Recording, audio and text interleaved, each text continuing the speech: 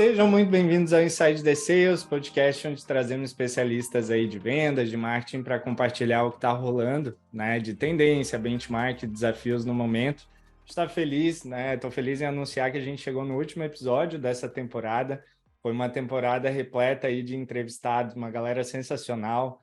Estou bastante feliz. Conseguimos trazer para uma primeira temporada. Eu imagino que é um conteúdo de alto nível, então estamos abertos ao seu feedback, né? Reforço, como sempre, você já cansou de me ouvir falar se você escuta os episódios do Inside the Sales, que a gente está com o canal no YouTube e no Spotify. Eu sou o Rafael Alexandre, apresentador e partner aqui na Inside, e não poderia estar mais feliz de receber o Hugo Pereira para o nosso último episódio. O Hugo ele é founder da Banking Growth, né? CEO da Ritmo, atualmente, então ele vai falar um pouquinho mais para a gente o que cada um dos business e toda a trajetória, né, que ele passou, mas eu estou empolgado porque o tema, né, desse último episódio ele é um tema bastante interessante aí para muitos dos nossos ouvintes, que é liderança com foco em growth, né? Então é um tema de liderança, mas mais com essa pegada de crescimento, estratégias aí que a gente pode fazer e como, né, o papel do líder é importante para a gente manter o ritmo de crescimento das empresas. Hugo, seja muito bem-vindo, é um prazer enorme te ter aqui, cara. Obrigado, Rafael. Prazer estar cá e falar com vocês. Cara, a gente se conheceu aí pelo Gabriel, né? Época Sim, da ISEC, que é praticamente uma máfia, né, Hugo? A galera da ISEC. Mas conta é aí uma, pro pessoal que não te conhece ainda quem que é o Hugo Pereira. sim, é uma comunidade forte, digamos. Não, só falando assim, sim, eu considero a mim mesmo um catalista de mudança positiva. E acho que isso aí vem dos tempos da IASEC, né, que é uma plataforma para jovens internacionais desenvolverem, digamos, o seu potencial de liderança, e é uma network global que não estando já tão conectado hoje em dia, né, porque é mais nos tempos de estudante ou pós-estudo, que as pessoas estão conectadas com a IASEC através de intercâmbios internacionais, ao desenvolvimento de liderança, mas essa comunidade é muito forte, isso é que e vê-se o valor da comunidade passado 5, 10, 15 anos, né, como agora a conexão com o Gabriel e muitas outras. Mas esse bichinho de desenvolvimento de liderança, de crescimento, vem de tempos da IASEC, já na altura, e depois dos tempos da IASEC continuei nessa fase, né, toda a minha carreira foi muito à volta de como ajudar organizações, produtos ou clientes numa forma de crescer a nós mesmos, né, no produto ou serviço que eu estava a gerir, mas também ajudar os clientes a crescer nos seus processos, a optimização ou resultados. E essa parte de growth, hoje em dia, né, growth, crescimento, não é uma tradução exata, é mais comum, né? Houve aquele rise do growth hacking, do growth leadership, mas há 10, 15 anos não era muito comum, né? Ter uma pessoa que era responsável por criar modelos para escalar a crescimento na empresa de uma forma sustentável, de uma forma experimental, de uma forma iterativa. Isso era muito pouco comum. E tive a sorte de trabalhar desde o início com startups e scale-ups, e nem todas positivas, que é bom, às vezes falhar é bastante bom, mas comecei a carreira focado numa empresa, numa startup de tomada de decisão, business intelligence, né, de agregação de dados. Isso foi muito interessante porque comecei logo num nicho muito específico, e comecei a ver, ok, até em nichos específicos é possível criar crescimento sustentável e processual, sistemático. Depois fui para uma empresa de HR Tech, era uma plataforma de recrutamento para empresas, para ajudar a recrutar em escala, uma plataforma para candidatos poderem se apresentar de uma forma mais fácil, não só através do CV, mas também através de vídeo, de assessments. Esteve bem, crescemos, vendemos a empresa e depois, a partir daí, fui convidado a juntar-me a uma early stage startup que era a EVBox, uma empresa de mobilidade elétrica, e crescemos a empresa de 10 para 700 pessoas e de 6 para, não sei, 150 milhões de revenue de US dollars. E então, esse crescimento foi exponencial, foi muito bom durante 7 anos, mas passados 7 anos decidi, ok, agora é a altura de fazer algo por mim mesmo, e então comecei a ajudar diferentes empresas e equipas em como criar modelos de crescimento, go-to-market, sempre trazendo a combinação de produto, vendas e marketing. E essa combinação é muito poderosa porque é o que cria o engine de qualquer empresa e de qualquer crescimento. Foi aí que apareceu o Ritmo, né? Comecei a decidir ser um founder, entrar no early stage, né? Porque eu sempre entrei em empresas que já tinham product market fit ou perto do product market fit, e agora queria criar algo do zero. E reparei que, especialmente em equipas remotas, mas de uma forma geral, quase todas as equipas trabalham hoje em dia de forma híbrida, de forma remota, em empresas de tecnologia, estão com muita dificuldade em eficiência de tomada de decisão, no engajamento das equipas de uma forma ativa, criar uma cultura de experimentação para ver o que é que resulta, o que é que não resulta. Então estamos a criar uma plataforma para ajudar equipas a serem mais produtivas através de decisões, experiments, experiências e tomada de ação rápida. Então é um business de tech mesmo, né, Hugo? A ideia é criar uma solução para equipes que estão nesse processo de go-to-market, de crescimento. Sim, é mesmo para ajudar as equipas que já estão numa fase inicial, uma fase avançada, mas que estão com ou tomam decisões que têm que ser data-driven, né? Ou a equipa se quer, não é? Tipo, vamos atrás deste mercado, ou atrás deste customer segment. Mas ninguém explica, mas porquê? O que é que está por trás disso? Nunca deram uma opinião sobre qual é o melhor perfil de cliente para ir atrás. Perfeito. É uma oportunidade para ter uma plataforma que ajuda as equipas a estarem mais conectadas na tomada de decisão e a partilhar o contexto da tomada de decisão, né? Que é uma das partes que sempre parecem muito simples, mas são das mais difíceis, né? Essa tomada de decisão e às vezes é muito tomada de uma forma muito simples e sem verificar e sem o conteúdo da equipa estar associado. Hugo, você citou aí a expressão go-to-market, né? Eu queria começar, principalmente considerando que a gente tem uns ouvintes aqui do podcast que não vêm, né, necessariamente desse mundo de tecnologia, né, e software, que a gente já está mais habituado com algumas expressões, product market fit, go-to-market. Então, se tu puder dar uma base assim de 3 conceitos que eu acho que vai ser legal para direcionar a nossa conversa, que é como você define growth, product market fit e go-to-market. E por que é tão importante, né, a gente ter esses conceitos numa empresa que quer crescer hoje? Eu diria que há diferentes fases, né? Se vamos ver por fase, né? Digamos na fase de startup, scale-up e depois, digamos, enterprise ou legacy ou empresa já com um mercado muito, muito grande durante muitos anos. Mas associando à fase, porque a fase é importante, né? Numa fase de startup, né, inicial, é a procura do product market fit, ou a procura até antes disso do language market fit. Quando eu falo de language market fit, é apenas chegar ao ponto onde a comunicação, o conteúdo que é promovido no website, sei lá, nos PowerPoints, no produto, conecta com o principal problema que está a tentar resolver para os seus clientes ou para os seus usuários. E até chegar a esse ponto, language market fit já é complicado, né? Porque uma pessoa pode dizer assim, um bom exemplo desse language market fit pode ser o Loom. Não sei quem é que usa o Loom para fazer vídeo, remote video, sync vídeo e depois mandar para as pessoas, né? O Loom, quando começou, estava muito focado em tipo video messaging platform, né? Tudo que era à volta da plataforma para vídeo está aqui.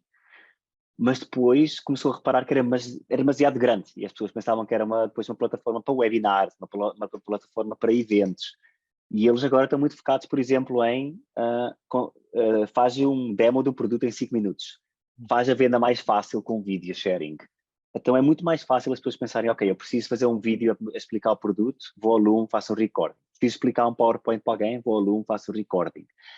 Eles alteraram a language market fit, né? Ok, a linguagem que a gente precisa usar tem que ser mais específica ao problema principal.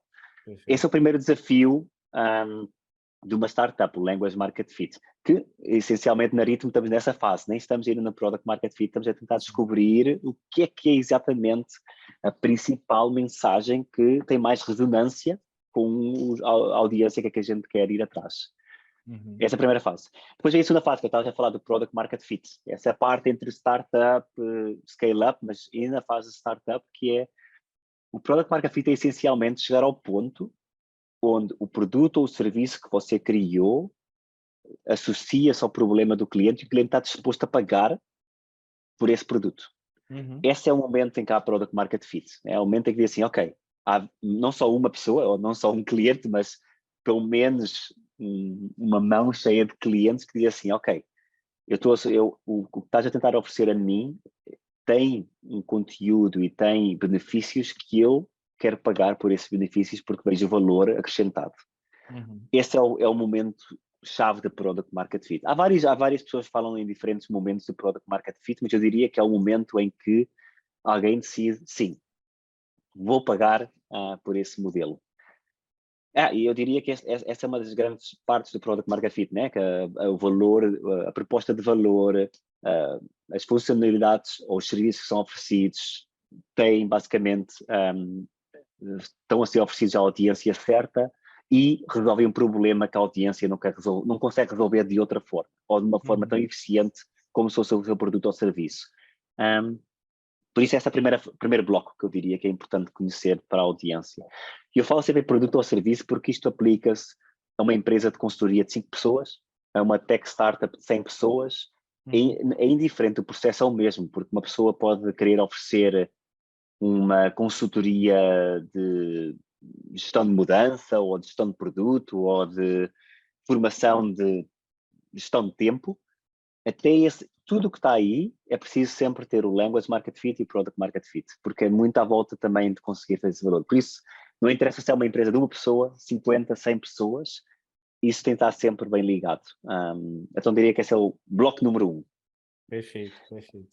Yeah. Então, a gente passa por uma fase aí de Product Market Fit e depois a gente começa a poder escalar. E essa questão que você falou da linguagem, né, o de Language Market Fit, se eu não me engano, né? A linguagem, adaptar a linguagem. Engraçado, porque é o mais difícil, né? A gente, quando começa um business, pelo menos os cases assim, de empresas que explodiram aí, que a gente acompanha, iniciam com uma tese que ela vai se formando ao longo do tempo, né? E a gente, através de experimentação, vê que, poxa, eu pensei nisso, mas não é isso que o meu cliente precisa, dessa forma. Sim. E aí os negócios surgem, né? Coisas, às vezes, nada a ver com o que você pensou que você ia resolver. Você acaba guiando ali e mudando o caminho. Isso é bem comum, né? E às vezes são coisas que, porque uma pessoa é um marketeer, uma pessoa quer vender a visão, né? Toda a gente diz assim, vende o why, vende a visão, vende o porquê. Mas eu diria, e pode ser um bocado controverso, mas eu diria, numa fase inicial da empresa, eu diria, não vende a visão, vende o porquê, vende o what, né? Vende exatamente o quê, né? o que é. Sim. O que é, porque a visão é muito linda quando já tem uma marca estabelecida, né? Não sei quem é que usa, mas quem usa o Microsoft Teams ou o Slack, eles não precisam explicar que é uma empresa de comunicação, que é uma Exato, tecnologia de é o case da comunicação. Apple, né? Eu adoro o case da Apple, que talvez seja uma das marcas com essa questão do why forte, mas quando o Steve Jobs estava pensando na parada, ele provavelmente não estava com isso na cabeça naquele momento, né? Não. Por isso é que estou a dizer, numa fase inicial, quando está numa startup, é muito mais poderoso vender o que é. E às vezes é difícil, né? Porque é preciso muitas iterações. E falando mesmo, por exemplo, na Ritmo, que eu estou agora nesse período difícil, por isso não interessa se é uma pessoa com 15 anos de experiência, ou 20, ou 25, é um processo difícil sempre. Porque inicialmente, por exemplo, nós começámos muitos como transforma os teus hábitos, era tipo no Ritmo, transforma os teus rituais de equipa.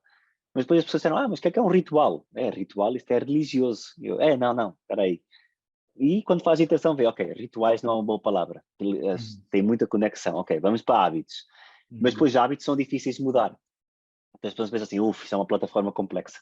Então reduz a linguagem mais simples ainda. Então agora fica só, toma decisões melhores. Ok, como é que eu tomo decisão melhor? É muito difícil chegar ao ponto, mas é importantíssimo, e especialmente em empresas que até já têm aí 20 anos de vida, mas agora mudou tanto a tecnologia que se calhar tem de voltar a pensar, ok, qual é que é a mensagem que nós queremos mesmo vender para os nossos clientes, ou o cliente ideal que a gente ainda não tem no nosso portfólio, digamos.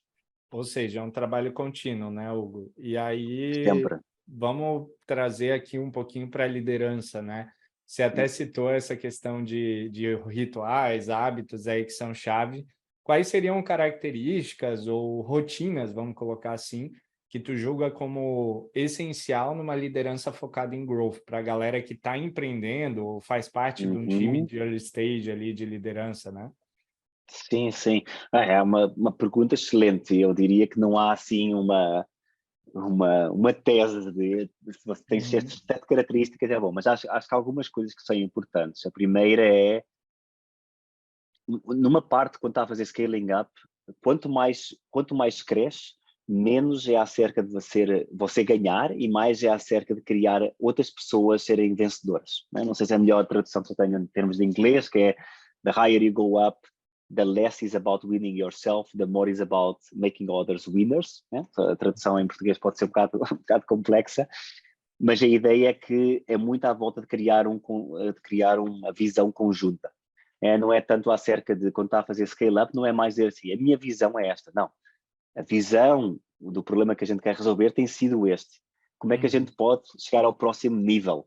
E aí ajudar, e aí usar a equipa, a empresa, para criar esse conhecimento comum. Então esse shared understanding, shared vision ou visão conjunta é uma das principais pontos logo de partida para uma liderança forte, que é ter o conceito de visão não ser só a minha visão, mas a visão conseguir traduzir e agregar a visão conjunta de quem está a trabalhar no dia a dia da empresa. Esse é um ponto principal. O outro ponto que eu diria que é importantíssimo é confiança, trust. Essa parte da confiança é muito, muito importante. Parece simples, né? Mas uma das dificuldades maiores quando a pessoa está a crescer é a necessidade de estar envolvida em todos os tópicos de decisão. E quanto mais cresce, um líder tem de saber o momento para deixar, ok, confio na minha equipa para ter a experiência, para tomar decisões nesta área, porque foi para isso que eu os contratei. Então esse sinal de deixar, de let go, é importantíssimo na liderança.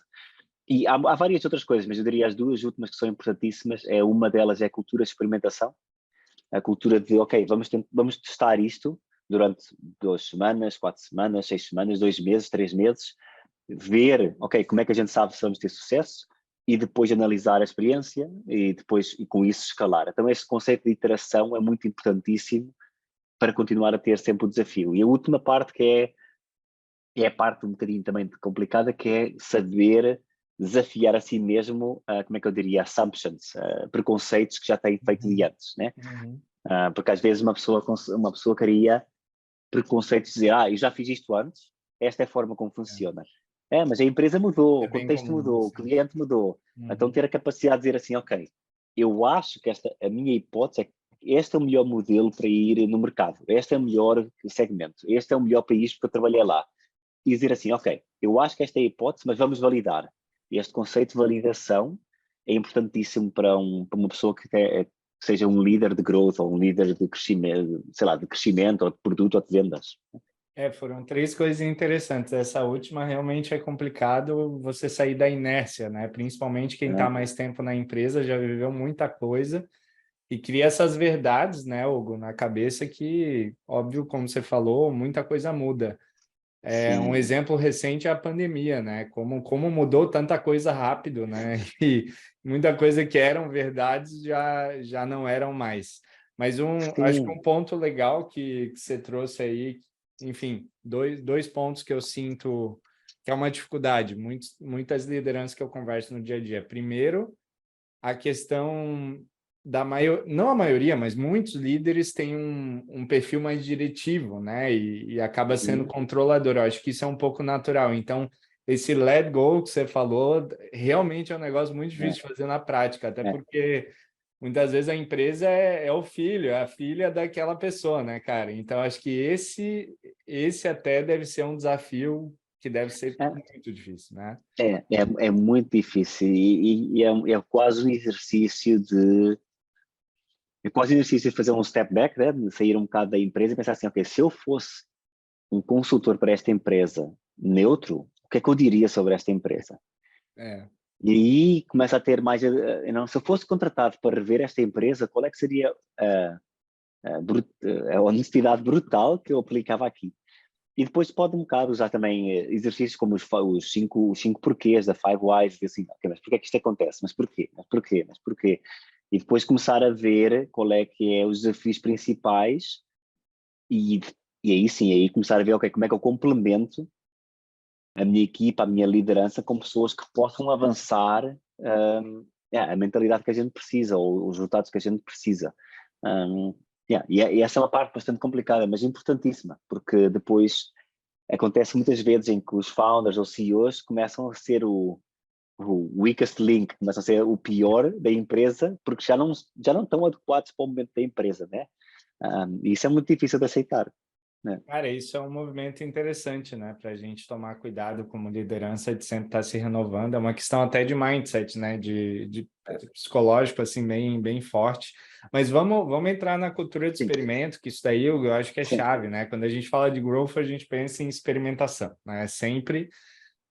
E é um negócio que, na prática, é difícil fazer, cara. Assim, eu Yeah. mesmo, eu tenho muita dificuldade. Legal, vamos experimentar, mas qual que é a lógica? Qual que é o método para fazer isso? Que ferramenta usar para fazer isso? Então, conta um pouquinho, tu que está nessa área, né? Como? Beleza, entendi que eu tenho que experimentar, mas como? O que que é importante eu considerar algo para pôr em prática isso? Ah, essa é uma grande pergunta, né? Eu acho que a primeira prática é não tentar. Eu acho que criar uma cultura de experimentação há sempre processos, né? O processo simples é definir uma hipótese, né? Ok, I believe if this happens and this will be the output. Depois dizer assim, ok, se a experiência for com sucesso, como é que a gente sabe se tem sucesso ou não? E aí pode dizer, ok, um bom exemplo podia ser que, ok, nós temos uma hipótese que nos lá, temos um software de vendas, uma CRM, né? E podemos dizer assim, ok, se a gente adicionar capabilidades de, não sei, de reporting, né? Para ter mais dados da empresa, de quais são os mercados que são mais fortes, etc., vamos ter mais clientes, né? E depois é Uhum, um bocado, a parte da experiência é que muitas pessoas pensam assim, ok, temos primeiro de desenvolver a funcionalidade, depois de oferecer aos clientes, e uhum. depois é que a gente revê se, ok, foi sucesso ou não é sucesso, né? Porque a maior parte das pessoas são um software, nunca usa o potencial máximo do software. Usa praticamente, se calhar, 50% da possibilidade de um software se assim tanto, né? Por Quando isso, é heavy user, né? Quando é sim, sim, muito. sim, sim.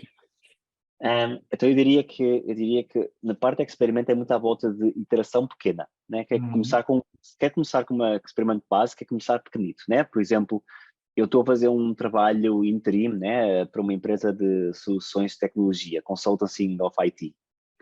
E eu juntei-me lá e perguntei, ok, quais é que são as últimas iterações que vocês fizeram no website? E depois eu vi que não tinham feito nada nos últimos 6 meses. Então, quando fazia perguntas sobre, ok, mas quais é que são as páginas que convertem mais? Quais é que são os canais que convertem mais? Não sabiam nada, né? Entendi. Então, às vezes a experiência mais fácil foi, ok, vamos pôr 3 advertisements ou 3 anúncios no LinkedIn com 3 mensagens diferentes, sabendo que é awareness, mas eu quero saber qual é que tem mais cliques, né? Qual é que tem melhor performance. E Uhum. não é porque eu quero ter clientes novos, é porque eu quero saber qual é que é a mensagem que tem mais sucesso imediatamente. E depois a partir daí, assim, ok, das 3 anúncios, esta foi a que teve melhor performance. Então vamos alterar o website para ser mais sobre essa mensagem. Essa é uma experiência muito pequena, 2 semanas, tem resultados suficientes e já pode fazer uma alteração que tem um impacto muito grande. Né? Neste caso, por exemplo, alterámos depois o website e passado 2 semanas já se foi mostrado que, por exemplo, as pessoas tinham aumentado em 30% o tempo no site. Legal. Que no mobile tinha feito um scroll de 70% no total, comparado com 30% antes. Né? São coisinhas pequenas, não quer dizer que tenha mais retorno financeiro logo imediatamente, mas pelo menos a equipa começou logo a ter a ideia de que, ok, isto é que já fizemos em um mês, fizemos logo 2 experiments, fizemos logo duas ideias que testámos do início para o final. Então, às vezes, é mais começar logo com o hábito, da coisa mais pequena que pode experimentar. E hoje em dia é muito fácil. Hoje em dia você pode usar anúncios para testar mensagens, você pode fazer novas páginas do web só para testar um novo produto ou um novo mercado. Você pode contactar no LinkedIn 30 pessoas do mercado-alvo que você quer falar e pedir para uma entrevista e dizer assim, ei, estamos interessados em perceber o pain point sobre, não sei, sobre esse produto ou sobre esta ideia, tem 5 minutos para falar connosco. Sim, Eu, pelo menos, eu nesse approach posso dizer que mais 50% das pessoas têm a liberdade e o interesse em falar sobre o problema que eles têm. sim. Então, logo aí são várias formas de validar. Depois tem sites online como Usability Hub ou, esqueci-me agora o nome de outra, Wiser ou algo assim, em que é mais em escala, em que pode fazer entrevistas a clientes, um, mas nada proíbe uma Ou, pessoa de ou contactar seja, a pessoas. tecnologia, você não precisaria necessariamente de uma tecnologia hiper, mega, ultra complexa. Você Não, pode não. usar a própria social media, né? Os meios digitais hoje gratuitos, desde que você tenha uma Sim. tese, simplifique essa experimentação. Quais seriam os... Como é que você detalharia, Hugo? O que não esquecer quando vai fazer um plano? Assim, é o período, quem sabe, é o método? Sim, o método em si, há vários métodos, por isso eu não ia tentar. Acho que o que normalmente uma pessoa tende a esquecer, ou Uhum, tende, é não avaliarem bastante bem o que é que querem medir. tá. Né? As pessoas tentam às vezes muito medir logo o impacto final e esquecem-se do indicator no meio, né? Vamos fazer essas páginas novas e vamos medir leads, né? Novos contactos. E essa é a única, e esse é o único métrico, né? E dando um bom exemplo, ajudei uma equipa de marketing faz uns meses sobre como optimizar a página principal deles, né? Então, revemos tudo, etc., fizemos um experiment e o CMO na altura viu o resultado e disse assim, perfeito, digamos, a página B teve mais sucesso. Uhum. E eu disse, cuidado, porque a página B, digamos, tinha 20 leads e a página A teve 11. Mas a página A tinha tido pessoas com mais, sei lá, 30 segundos a pessoa na página. As pessoas que estavam na página A tinham carregado em mais links internos.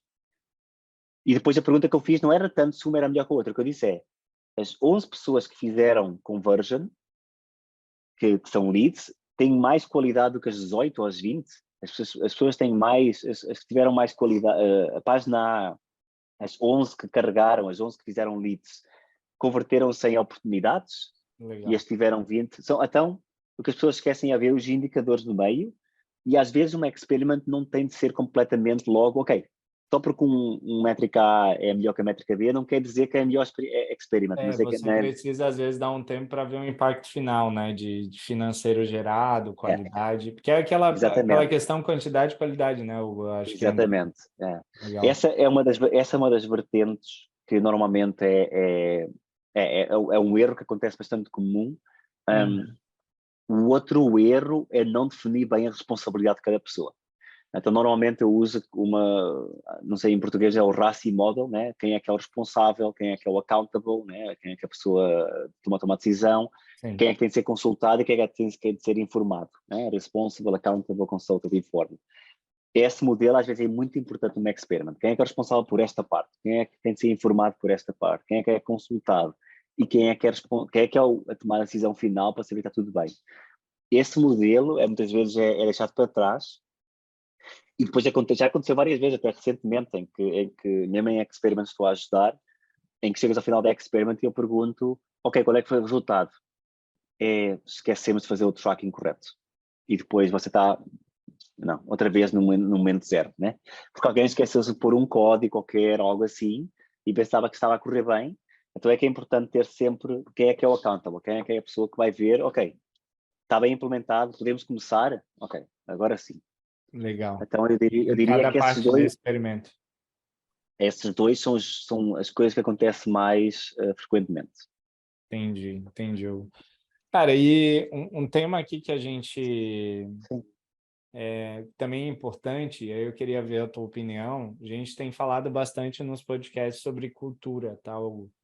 Hum, Como é que tu enxerga assim o impacto até pela experiência dos teus clientes, das empresas que você passou, o impacto da cultura do time, né, e dessa liderança nessas execuções de growth, de testes? Eu sei que é um tema mais amplo, né, mas queria ouvir tua sim. opinião do quão relevante é isso também para essa cultura de growth. Eu, eu, eu, eu diria que a cultura é quase o motor para ter os resultados certos, né? Porque naturalmente essa cultura de experimentação, essa cultura de conseguir resultados através de várias iterações, validar hipóteses, validar teses, pode tudo funcionar muito bem, mas se a cultura da equipa não está baseada em como é que a gente analisa dados, como é que a gente cria teses, como é que a gente faz o testing de tools, e estar alinhado, porque normalmente não há tipo uma pessoa que faz tudo. Alguém tem que fazer o design, que é o designer, ou seja, tem de entender porque é que é experiment, alguém tem que fazer a copy, ok, quem é que faz o conteúdo, quem é que escreve, alguém depois tem de fazer o tracking de todos os dados, alguém tem de analisar e perceber, ok, o que é que os dados significam em termos reais. Qualquer cultura está muito interconectada. E isto falando na mesma equipa, mas às vezes se você tiver um experiment no produto, tem de falar com o Product Manager, que é outra equipa, às vezes, tem de falar com o Software Developer, o Engineer, né, que é outra equipa, outro... Então, esse modelo, essa importância de entender os stakeholders todos, é crítica. Então, eu diria que a cultura é muito à volta dos hábitos que são criados, né? Se você quer criar uma cultura de experimentação, mas depois não dá espaço à equipa para aprender e para fazer, executar as experiments, né? As iterações, as validações, basicamente a equipa vai ficar frustrada, né? Então, tem que ter uma cultura de, ok, nós vamos iteração para iteração. Também tem que ter uma cultura de espaço para feedback, tem que ter uma cultura Eu ia de... te perguntar, né? Essa parte do feedback deve ser chave também, né, para o negócio. É chave, uma cultura também de, como é que diria, segurança psicológica, né? Por exemplo, de pessoas que estão a fazer, que se calhar sugeriram 2, 3, 4 experiments, né? Experiências, mas isso todas falham, né? E tá tudo bem, né, cara? Porque no final do dia é um experimento, né? Você não pode garantir que vai... E é tudo uma aprendizagem, mas, né, estou a dizer, se a cultura da equipa é muito à volta de, ok, falhámos outra vez, a probabilidade dessa pessoa sentir a proatividade de sugerir ou liderar outra experiment, outra validação, outra tese, é muito mais pequena, né? Cada vez que acontece isso. Sim. Mas se tiver uma cultura de feedback no sentido de, ok, o que é que aprendemos desta validação? O que é que aprendemos desta tese? O que é que a gente sabe que não vamos fazer outra vez, pelo menos durante um período de tempo, porque às vezes as pessoas estão muito focadas em saber a resposta sobre o que fazer, mas às vezes é tão importante saber a resposta para o que não funciona, o que não vamos fazer mais. Porque cada vez que recebe uma resposta de que isto não funciona, isto não dá, isto não vai dar, pelo menos num período de tempo, né? Porque uma pessoa tem de validar que o que não funciona agora não quer dizer que não funcione daqui a 5 anos, é importante. Um bom exemplo, na EVBox, inicialmente a gente fez uma validação, né? Inicialmente, quando a gente punha o pressário das estações de carregamento no site.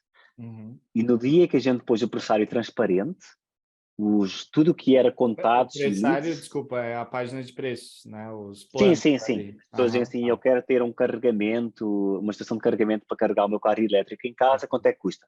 Carregavam nos botões e mostrava ali. 600, 700 euros. Mas antes não havia, antes era tipo um formulário, metia um contacto e a gente contactava.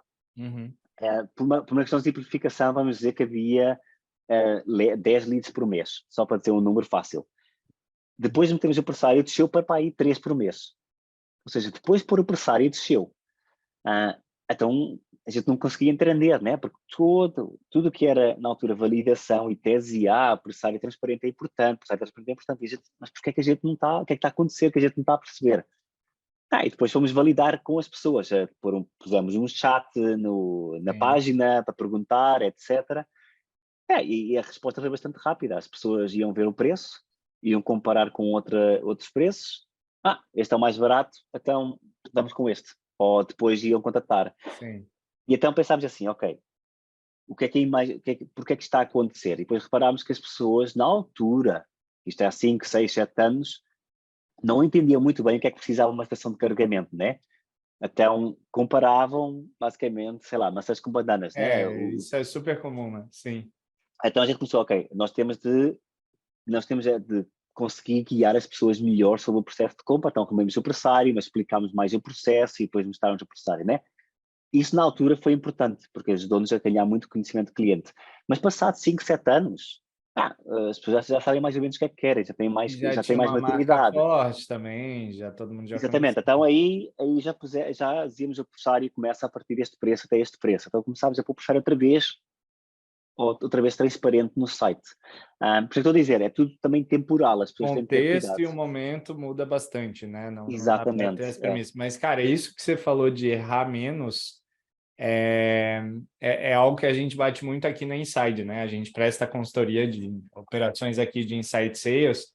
E Sim, um dos exemplos que a gente faz muito teste, né, é em cima de cadência de prospecção. E, sim. cara, não tem fórmula mágica, né, Hugo? É o que você falou. Cada cliente, cada ICP vai ter enfim, uma abordagem, um canal, um copy. E a gente brinca aqui que é um jogo de errar menos, né? Então, não é um jogo de acertar, é o jogo de errar menos e entender o que está errando. Para cada vez que você erra, você sabe, opa, esse caminho não vai funcionar, vamos para outro, vamos para outro.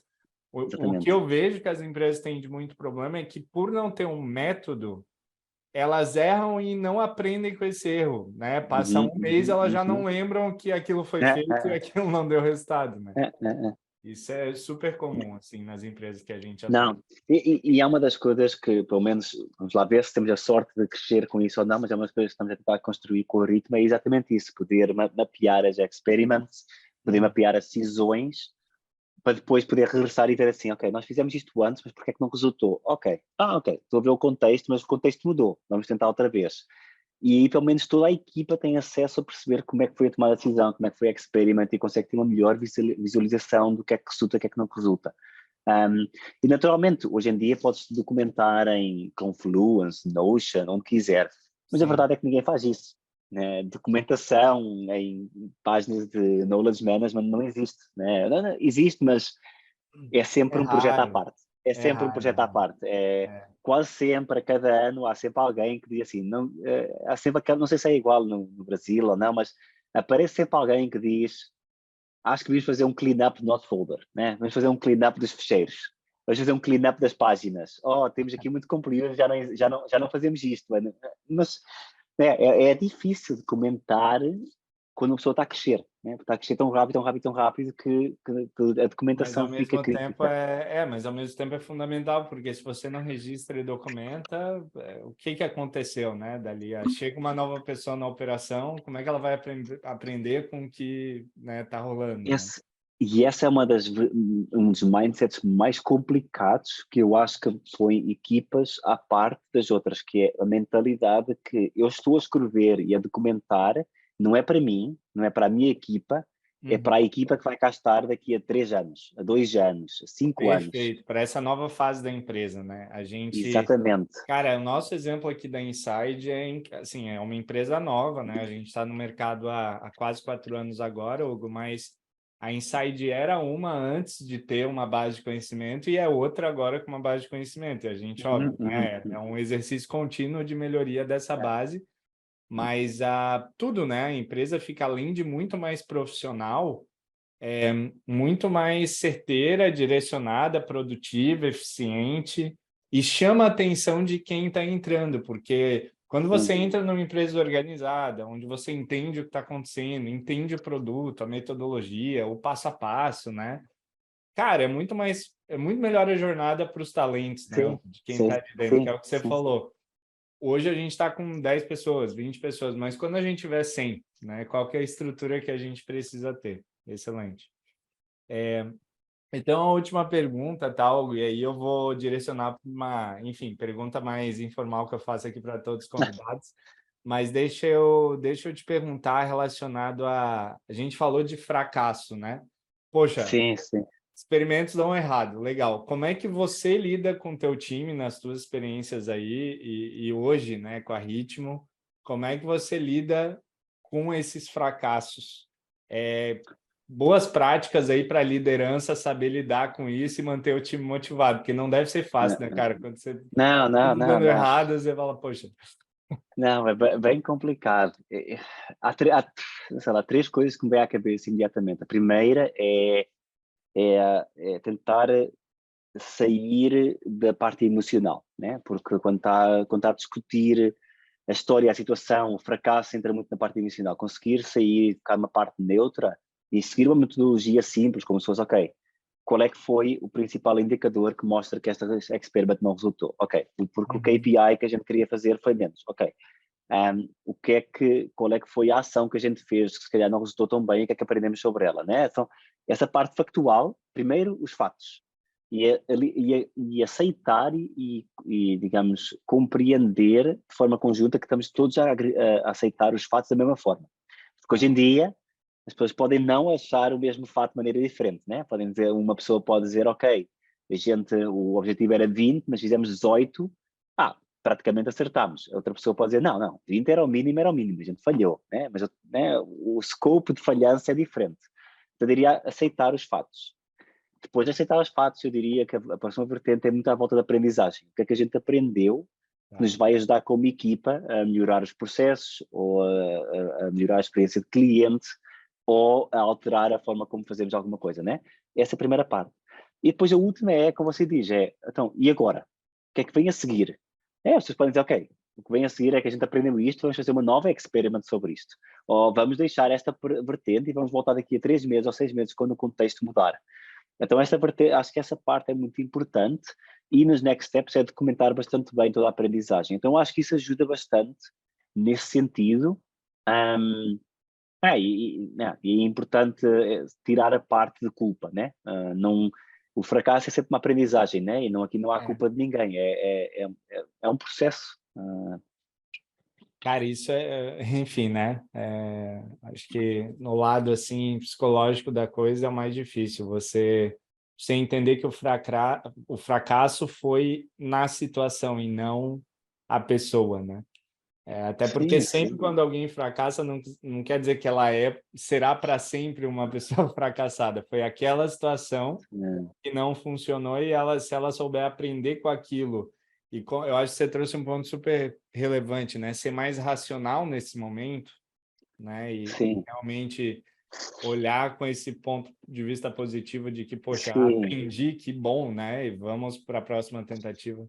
E eu acho que uma vertente que às vezes falha é também ter, parece senso comum, mas não é, que é ter empatia, né? Eu tenho um bom exemplo, quando estava na EVBox, e não me recordo exatamente dos números, mas a gente tinha uma pessoa que tinha acabado de juntar-se à equipa, né? E estava a aprender sobre o HubSpot e como fazer o setup das listas.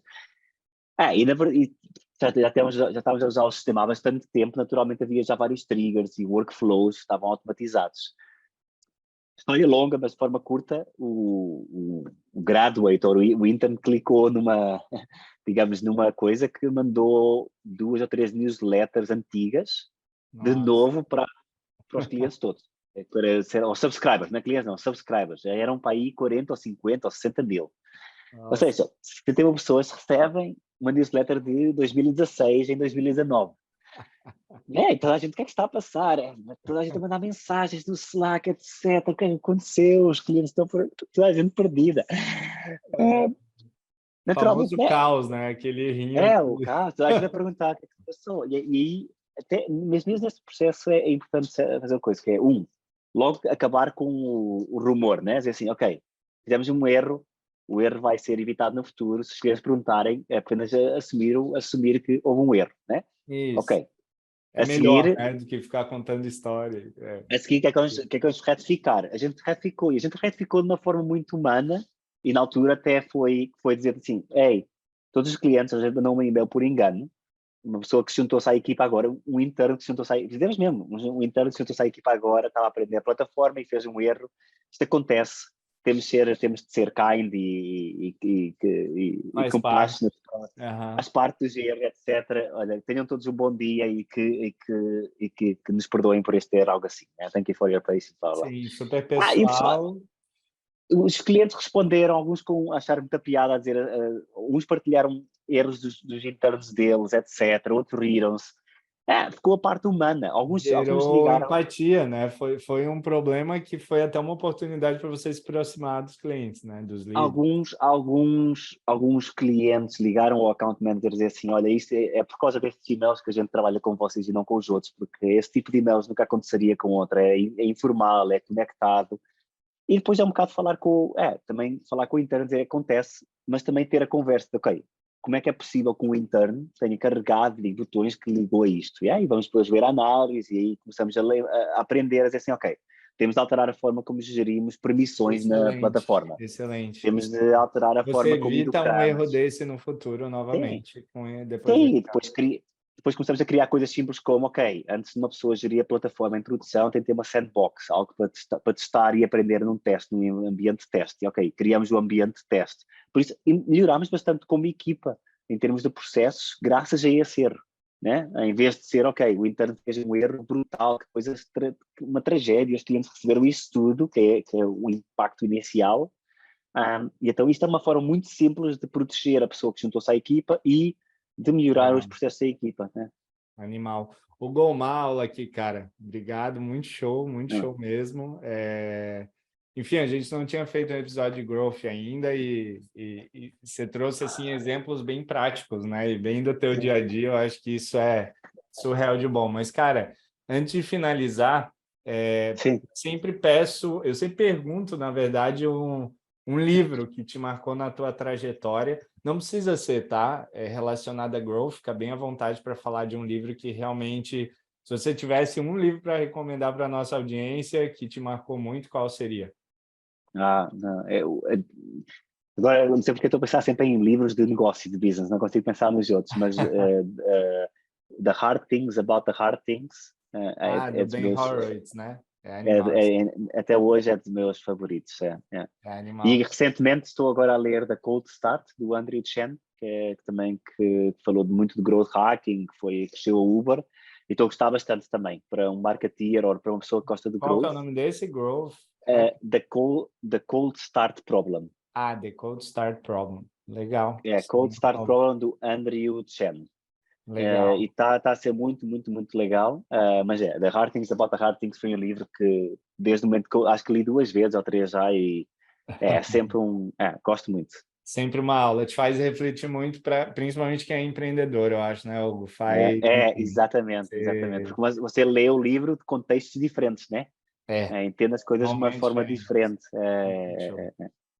E aí ele diz uma palavra muito interessante, que é sempre, não há atalhos para o conhecimento. Né? Conhecimento é ganho através de iterações, de validações, de experiências com clientes. Então, essa parte sempre ficou comigo. Não há atalhos para conhecimento. E aí ajuda bastante esse pensamento.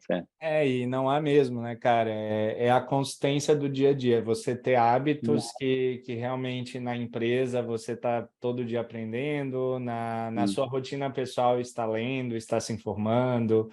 E não dá, né, para um dia, para um mês resolver a vida. O que diferencia, né, quem realmente descola de quem não, é a consistência. Eu acredito muito nisso. Não é aquele dia. Bem dito. É o todo. Bem dito, Rafael. Mas, Hugo, cara, aula de novo aqui. Obrigado, tá, por participar desse episódio, trazendo muito insight de growth, né, e um conteúdo relativamente novo também para a gente que não é especialista no tema. Então, eu aprendi muito contigo hoje. Agora eu vou deixar aqui você se despedir da audiência e dar o teu canal aí. Eu não sei se você usa o LinkedIn ou alguma rede social para se comunicar, algum canal que o pessoal possa te acompanhar. Sim, diria o LinkedIn é mais fácil. Procurar no LinkedIn, o Pereira, conseguem ter através de co-founder, CEO do Ritmo, e eu partilho bastante no LinkedIn, é a forma mais fácil de acompanhar e conectar. Show de bola, show de bola. Então, fica aí o convite para o pessoal e obrigado, cara. Obrigado de verdade. Obrigado. Você preparou aí esse conteúdo para a gente. Okay. Obrigado. Prazer, Rafael. Prazer a todos. Show de bola. Pessoal, você que está ouvindo a gente, então, para finalizar, estou muito feliz, como eu falei, em finalizar essa primeira temporada aí com esse papo com o Hugo, né? Corre lá para o YouTube, para o Spotify, se você não viu ainda os episódios anteriores, e ativa as notificações que a gente vai ter, sem dúvida, novas temporadas e novos conteúdos aí da Insight para você. Até a próxima, te vejo numa próxima temporada em novos conteúdos. Aquele abraço.